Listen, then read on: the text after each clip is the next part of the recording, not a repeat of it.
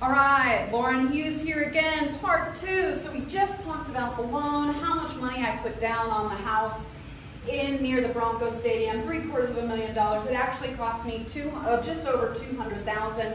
And the reason we described in video 1 on why I did that, and which is why real estate investing is such a dynamic system.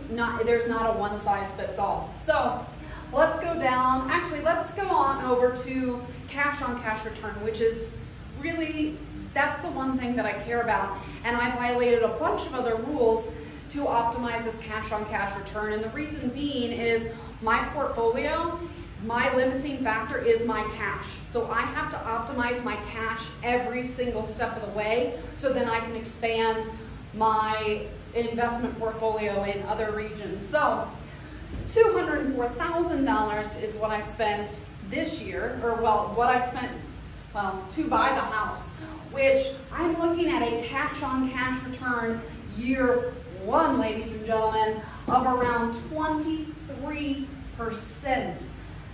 That's nuts, and that's really, really hard to find in Denver. I will also say this is not my chapter 1. I've been doing this for well over a decade. I'm the 3rd generation in my family that does this.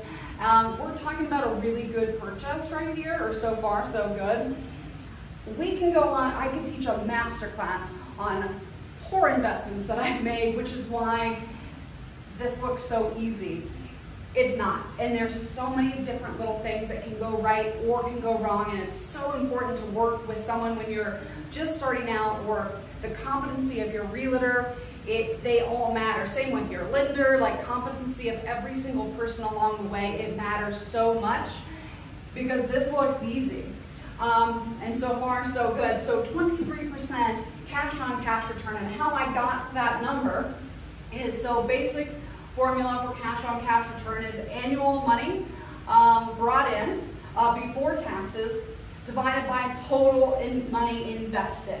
So if I'm doing my basic, how I got to 23 is, so the annual amount I bring in, which I actually only use this base number of 3,900 times 12 divided by 204,000. That gave me just shy of 23%, but we can round up to 23%.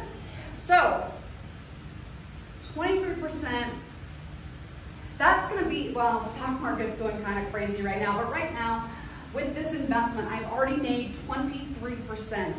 That's nuts. 1,000 or 12,000 of that is already going into the equity of the house. And we haven't even talked or touched on appreciation, because appreciation, well, it's something that I can't control, but I do everything in my power to optimize the appreciation, where I'm expecting this unit to appreciate between 15 and 20% for the next several years. And I do think within the next 7 years, I do believe that it's going to be around 1.5 million.